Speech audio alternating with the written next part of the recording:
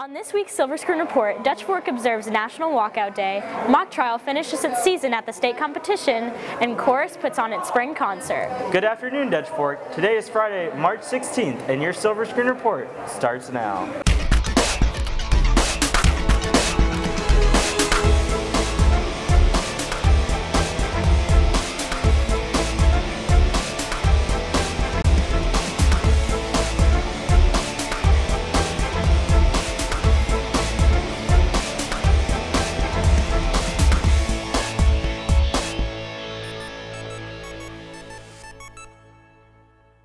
On the one-month anniversary of the Marjory Stoneman Douglas High School shooting, District 5 students participated in Wednesday's National School Walkout Day to honor the victims lost in the tragedy.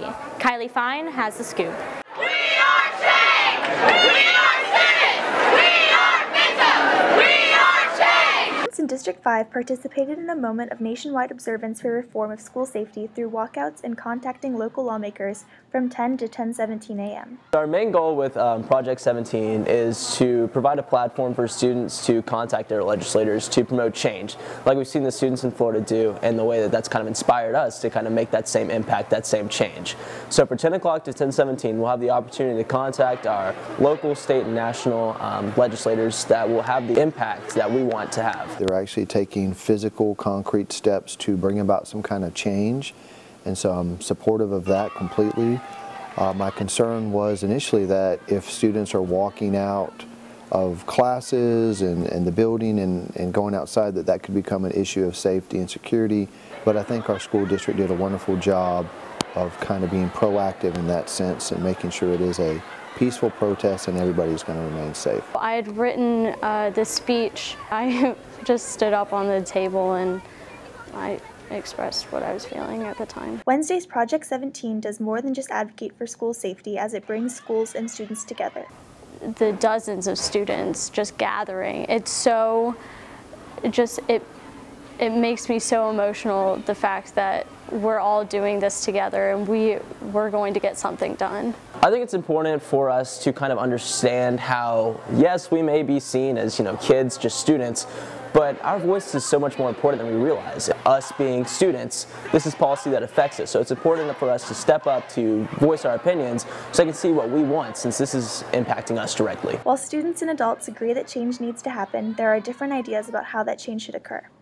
I mean, we're kids, we can be more creative in ways. Instead of just walking out and hurting ourselves, maybe we can write stuff and draw stuff and just voice it that way instead of hurting ourselves by walking out and leaving our education in school and walking out. I definitely think it's important. Everybody has a voice, and when we sit down and don't do anything, change does not occur. So change occurs when individuals get together and they make hard decisions and they carry out their opinions, they express their voices, they come together as a group. So whenever we come together and we want to make positive change, I think it's a good thing. It blows my mind that stuff like this still happens and we're allowing it to happen, and I think if it's to the point where if we don't do something about it, nothing's going to get done. This has been Kylie Fine with your Silver Screen Report. For this week's Kids in the Hall, we asked students how they advocate for school safety.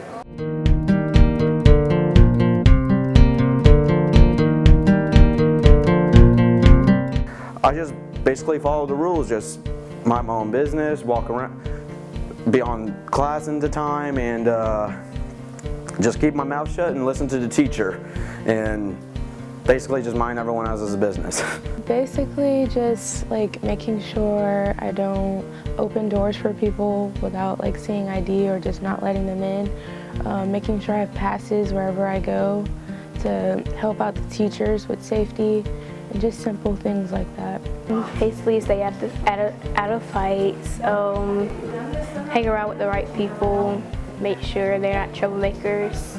They can keep locking the double doors. That's what they've been doing after the that Florida shooting and after the so-called shooting threat that we've had here. So they can keep locking those double doors. Of course, keep an eye out. Make sure everyone has their ID because, of course, an intruder, if he don't go to school, he's not going to have an ID. The SAT word of the week is rail, a verb meaning to scold or protest.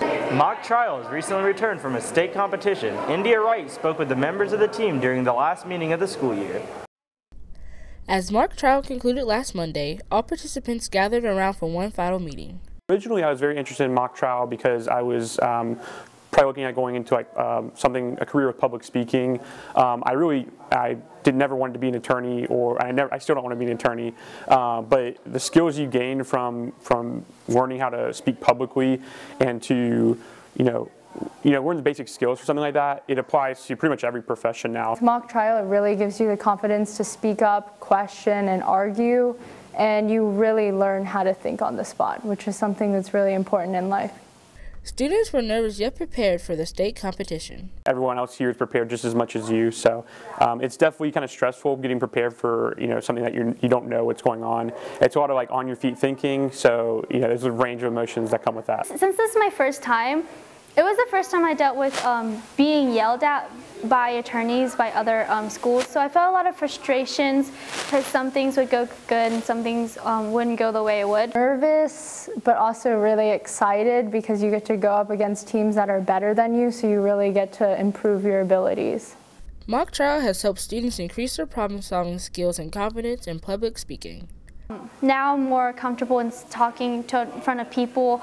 I'm actually more comfortable in dealing with unknown situations that I'm going to be in. So I feel like I'm able to prepare myself. Every profession now requires some form of public speaking, whether that's sales, whether you're looking at something like computer science, or whatever profession you're going into, you're going to have to speak publicly or pitch something, and that's part of what mock trial is about, is being able to pitch an idea or sell an idea to people. This has been India Wright with the Silver Screen Report.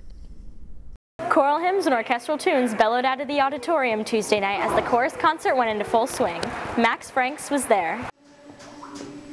The grandiose sound of music could be heard as the chorus classes sang their heart out last Tuesday at their spring concert. I was really anxious, especially after the winter concert. It went well, but I wanted to go a little bit better. So I was happy that I was anxious about the spring concert being better than the last concert. Honestly, I wasn't very anxious because, I took chorus my freshman year. So I knew kind of how the experience would be. I was very anxious because I wanted to see my friends sing, and I wanted to hear all of us together and watch the audience and see how they react to our songs. So I was so excited. Chorus brings a variety of people together for a variety of reasons. It's fun, but it is challenging, but it's so much fun. A lot of these students, they have a passion for music, but some of them have never been in chorus before. And those are the fun times, teaching them and exposing them to new opportunities, but it's been really fun. They work hard. It's a really fun experience, especially if you want to pursue music as a professional career. And also it's really fun hanging out with these amazing people because they're very weird and spontaneous, and it's just an amazing experience. Members of chorus explain why they would recommend the class. I would definitely recommend it if you love music and you love to sing and you love expressing yourself through music. Yeah. You can show your talents to people, and you can be able to sing solos, or even if you don't want to sing solos, you get to sing great classical music as well as music from this era and century. So it's really good. A good way to network and meet new people. When you go out into the real world and get your jobs, they're going to ask you, how well do you work with people? When you sing in the choir, you have no choice but to learn how to work with people. So it gives you those skills, especially, and also performing. You have to perform in front of people and you have to adjust. So it gives you those two really good skills. This has been Max Franks with your Silver Screen Report. With the rise of vintage fashion and environmental consciousness, the secondhand clothing industry has been in the spotlight. Todd Whittington takes a look at clothes' environmental impact and what you can do to help lessen it. According to the Environmental Protection Agency, discarded clothing accounts for 5.2% of solid landfill waste. While this may seem like a small amount, the EPA says it adds up to 25 billion pounds of clothing per year in the U.S. alone. I think recycling it is, of course, the best answer. It's a shame, to see waste in any aspect. When you're thrifting, you're getting stuff that other people don't have a purpose for anymore, but they don't throw it away, so it's not wasteful. You can just, it's like recycling clothes. And so I like to thrift, but I also like to give back to Goodwill and stores like that, because then when I don't have a need for it, maybe somebody else will. The EPA also estimates that of the clothing discarded each year, only 15% will be donated, resold, or otherwise recycled. One solution to combating this problem is donating unwanted clothes and by buying new-to-you clothing from local thrift stores. We service children with cancer, so that's a plus. So I think it's an all-around plus for everybody. Why not, you know, sell your clothes, get a little bit of money, and then someone else gets something out of it too, like a good brand for a lot cheaper price. Thrifting has long been a staple of the alternative scene, but in recent years has grown into the mainstream with the resurgence and popularity of vintage clothing and growing consciousness of the environmental impacts of textile manufacturing. I think it's awesome to see stuff come in, you know, that was popular 20 years ago. And like it's not, you know, a remake of that style, it's actually something that was made 20 years ago. That's pretty great. You find really cool stuff if you dig, like you find weird things that nobody else can get anywhere else, and they're like, where'd you get that? And I'm like, thrifting. You can't find it, you can't get it, and it makes it feel cool. If you're interested in joining the thrifting movement, visit a local Goodwill, Palmetto Thrift, or a resale location like Plato's Closet or Clothes Mentor in the Harbison area. This has been Todd Whittington with your Silver Screen Report. And now for some announcements. Attention seniors, graduation supplies will be delivered today until 3:30 p.m. in the lobby outside the arena. Only cash and credit cards will be accepted. Need a temporary ID before school starts? IDs will be printed in the Media Center from 7:50 until 8:20 a.m. and on Wednesdays from 9 to 9:20. Remember, not wearing your ID will earn you a 2-hour detention. Now here's Bailey with more. Thanks, Mia. The student attendance makeup program takes place tomorrow. Prepayment is required and no one will be admitted after 8 a.m. See Miss Cates in the attendance office with questions. Prom Blast, an annual event sponsored by the junior class, will take place during all lunches on March 28th. If you're interested in modeling provided prom attire, see junior class sponsor Phyllis Richmond in room 256. Both male and female models are needed. Thanks for watching. We'll see you next week.